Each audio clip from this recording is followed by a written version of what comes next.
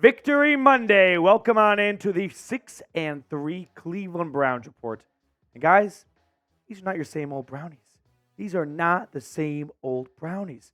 The old Brownies would have either gotten their shit pushed in after going down 14-0, or would have made a cool comeback attempt, but ultimately come up just short, right? Maybe they missed that 40-yard field goal. Maybe the defense doesn't make a stop. Maybe the offense doesn't pick up a first down.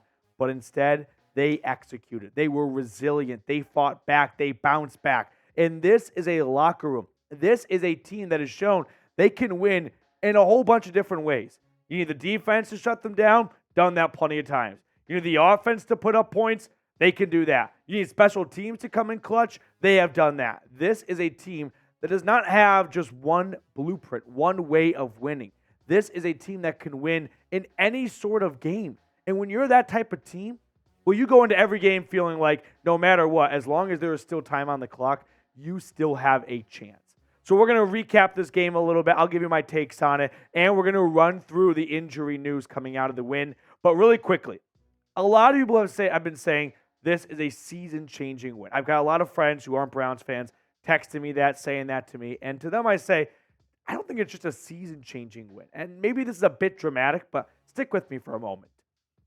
This is a franchise-changing win. Deshaun Watson has never won on the road in the AFC North. Kevin Stefanski has never won in Baltimore. The Browns were down 14-0 against the Ravens, a team that has tormented them, dominated them, and has given them very little air since the return in 2002.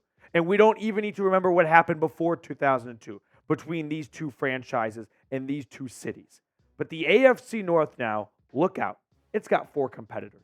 For a while there, Steelers fans and Ravens fans, like it was between the two of them. Then you get a little bit of Andy Dalton kind of bringing the Bengals into the mix, but ultimately no one viewed Cincinnati as a real competitor. And then there were the Browns, always at the bottom of the AFC North. And if they weren't at the bottom, they were third in the division. But don't look now. The Browns are a legit contender. The Browns are a team that Steelers fans, Ravens fans, and Bengals fans have to wake up every single day going, that's not the same old Brownies. Those are not two automatic wins on the schedule anymore. The Browns are legit. The Browns are contenders. The Browns check every single box you are looking for a team that can go on a run. They might not have the greatest quarterback of all time like Patrick Mahomes, which surely helps to keep you in contention every single season, but they've got a star quarterback who's getting better and better and better by the start, an elite defense, and the best overall special teams unit, top to bottom, in the National Football League. Now, we do have some injury news to run through I want to get to really quickly here. So Kevin Stefanski spoke to the media over Zoom, and the big news is there is no news. Unfortunately, he did not offer any update on Watson, Denzel Ward, or Juan Thornhill. He did say Deshaun Watson would be getting an MRI on his left ankle. Now, Watson was seen leaving the game on Sunday in a walking boot, but he did say that he'll be fine. He'll be ready to roll for 1 p.m. next Sunday. We've heard that before from Watson, so I'm not going to take his word for it necessarily, but that's definitely something to monitor. Fingers crossed that everything is okay with number 4, but we're not going to get any concrete update until they practice again on Wednesday. Now, I want to run through my 5 big takeaways and why I believe this is a legit team. Deshaun Watson's here. I understand that this was not a glamorous first half. We can acknowledge that. But you know what? Watson led this team on a 15-point second half comeback against a top 3 defense. You could argue number 1 or number 2 defense. There are enough data points out there that show the Ravens are one of the best defenses in the National Football League.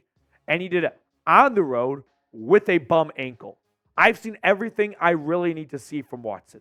Yeah, I would like to not see pick sixes out of the gate anymore. I think we can all agree, let's take that out of the playbook. Whatever the pick six play is, burn it and get rid of it. But you know what? What we saw to Deshaun Watson on Sunday was not what Brady Quinn saw, and that was a trust fund baby quarterback who got his money, and he's going to run, and he's not going to play through injuries anymore. No, Watson came back after the half. P.J. Walker threw the Hail Mary, but Watson played the rest of the game, and he completed all 14 of his passes in the second half for 139 yards and 1 touchdown, 37 gritty yards on the ground with half an ankle pretty much on his left foot, 1 touchdown, 1 interception, bounced back from that slow start. Again, the old Browns either A, would not have bounced back, or would have done a somewhat bounce back just to have our hearts ripped out at the last possible moment. But not these Browns. These Browns completed the comeback start to finish. And Watson on the year, don't look now, but he's got decent numbers. I mean, first off, since making the trade, he is 8-4 as a starter for the Browns. There are a lot of people on Twitter who hate the trade, who hate the Browns, who don't like Deshaun Watson, and they don't want the Browns to be successful. So what are they going to do? They're going to be super duper loud whenever things are a bit low. But you know what? What quarterback does not have low moments in a season? Like, every single quarterback has dealt with some ups and downs this year. But the amount of chatter and the noise surrounding Watson when he's down low is way louder than other quarterbacks. But when he's riding a nice high, there is no talk about it outside of Cleveland pretty much. So let me ask you guys this question. Is Deshaun Watson back? Have you seen enough to believe that was a good $230 million contract? That was a good trade?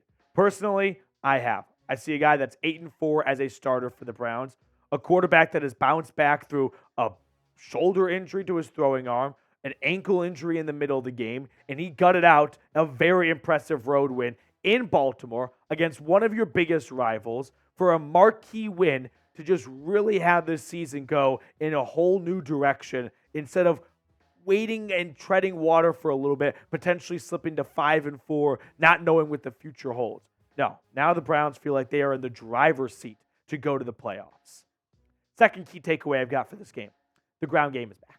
Like, it's not going to be the same like it was with Nick Chubb, but all things considered, dealing with Jerome Ford and Kareem Hunt as your lead backs, which I don't think anyone had in our bingo card going into the season, this ground game has bounced back very nicely. Look at the ground stats since the bye. Remember, Nick Chubb went down in week 2, so the Browns played 2.5 games before the bye week, week 3, week 4, and the second half of week 2 without Nick Chubb. And there was some tough treading, right? There were some tough moments during that. But since the bye, they're averaging 4.1 yards a carry, 7 rushing touchdowns, over 151 yards per game. Kevin Stefanski is committed to the run, 756 rushing yards over 5 games. The ground game is back. Kareem Hunt and Jerome Ford are just touchdown machines, essentially, more so Hunt than Ford. But Jerome Ford, he is showing some fight. Like, he is a violent rusher.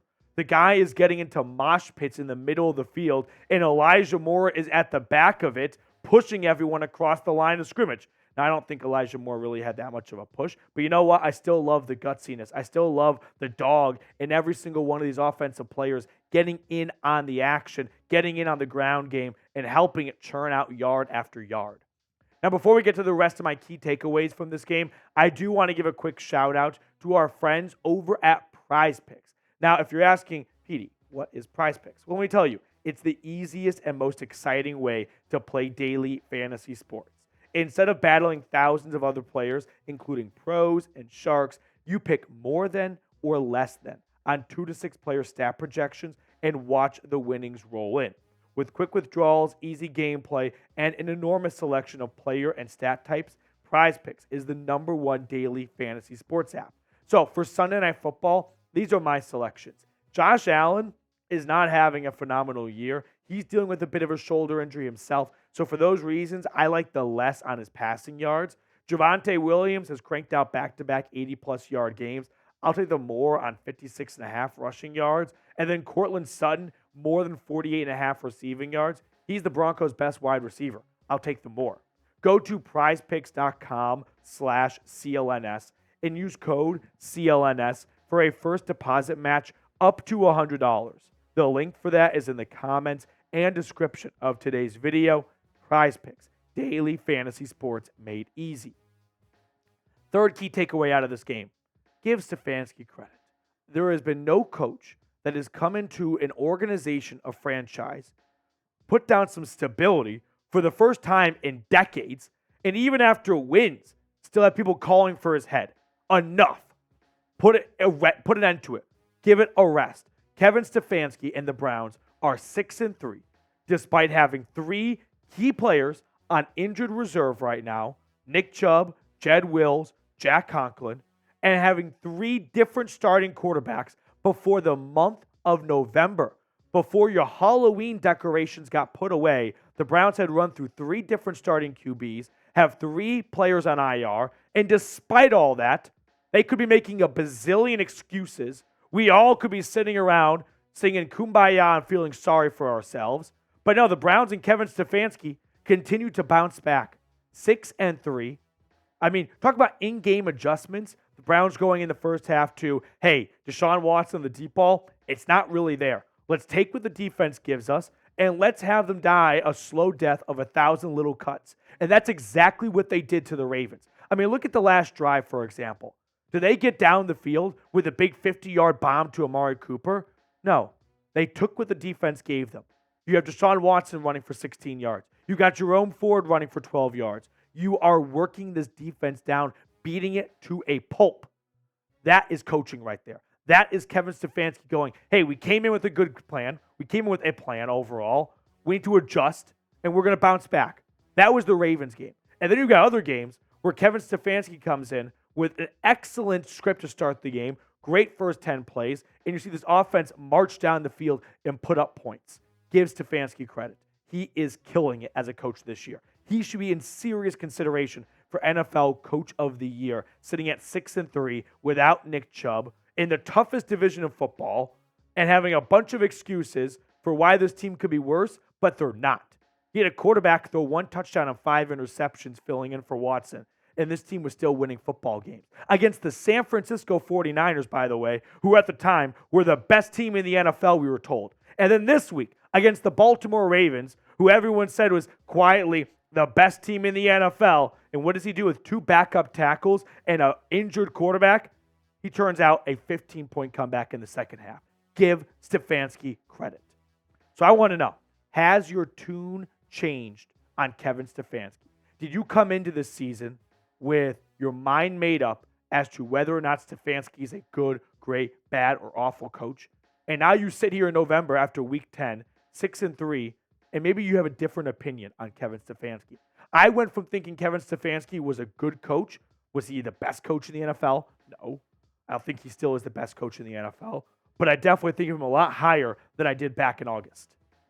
4th key takeaway out of this win, Myles Garrett for Defensive Player of the Year. Book it right now. Get it done. I mean, what more do we need to see?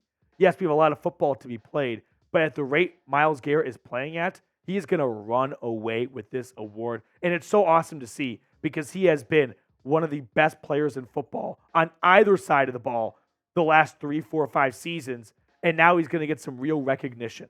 11 sacks, tied with Danielle Hunter for the most in the league, 4 forced fumbles.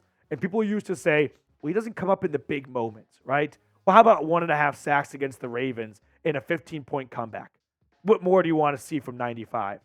When you look at the other 3 players in the running for Defensive Player of the Year, he's got the edge on TJ Watt and Micah Parsons for sacks. The Browns have had their bye, by the way, along with the Steelers, but not everyone has at this point. So 11 sacks in not 10 games, but in 9 games, sitting at 6-3, averaging over a sack a game.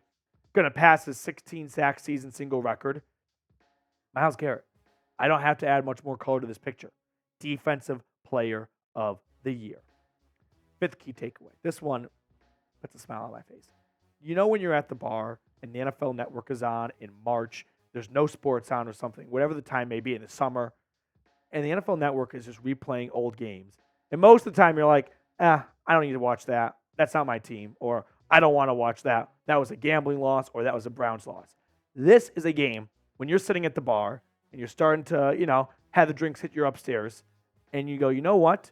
I want to sit at this bar stool and I want to watch this game with no audio amongst a whole bunch of other TVs at the bar because that's the 15-point comeback game. That's when the Browns were down 24-9 and they marched back in Baltimore and knocked off the Ravens to pave the way to go on and win the AFC North. So this was an NFL Network rewatch-worthy type of game. And Browns fans, this is not something we get to experience very often. Now, there were some under-the-radar moments I want to give some love to. How about Cedric Tillman's block? I wish I could show NFL highlights on here, but I'd have copyright laws up the wazoo coming after me. But Cedric Tillman just completely bulldozing Kyle Van Noy, taking his lunch money and his dinner money and his next day's lunch money was incredible to watch. A rookie wide receiver just pancake a veteran linebacker like that. Deshaun Watson's 16-yard run, I mean, he's going up against Roquan Smith, Patrick Queen, a lot of good players on defense for Baltimore. Fourth quarter, injured ankle, doesn't matter. He's going to rush for the first down. He's going to get this team in field goal range. That was a moment that might not get all the Twitter highlights like Dustin Hopkins' kick, but there's no kick without Deshaun Watson's 16-yard run before it. Wyatt Teller, by the way, earlier that drive, ginormous fumble recovery. Unfortunately, strip sack on the play, and we saw how that ended in Pittsburgh. Not the same time in Baltimore. I mean, not season-saving recovery. Season's not done with a loss, but a game-saving recovery. Jerome Ford's 12-yard run involving all 11 players on offense, moving the pack, getting themselves firmly in a field goal range, giving Dustin Hopkins extra room to, have more space on his kick and whatnot. That was an under-the-radar moment that might not be under the radar at this point, but during the game, with all the highlights that went on, it's not a score, it's not a touchdown, but it's the biggest first down of the game. And then finally, if you remember early on, David Njoku, who got off to a bit of a slow start in the game, takes a little reception, and then takes the safety stone for an absolute trip across the world. It's like he took him to Disneyland. They went on a little, what's the ride on Disneyland? The little countries? No, the little countries around the world. I'm completely butchering this segment right now, but regardless, David Njoku just destroying Stone and marching all over his ass. Now, the next game against the Pittsburgh Steelers. If you're ready to beat the Pittsburgh Steelers, type FPIT down below. I need to get in contact, by the way, with Peter R. Peter, I hope you're watching right now. I've got the Steelers hat. I am ready to burn it. I just need you to get in the comment section so we can coordinate a good time for you to see that. So type FPIT. It's a small world. How stupid am I? I've been to Disney a bazillion times. When the lights come on, sometimes there's no lights on inside here. That's going to do it for us on today's show. If you liked today's video, hit me up on Twitter at MatthewPD or X, I suppose. Also, make sure to like the video, subscribe. Enjoy Victory Monday, guys. The Browns are 6-3.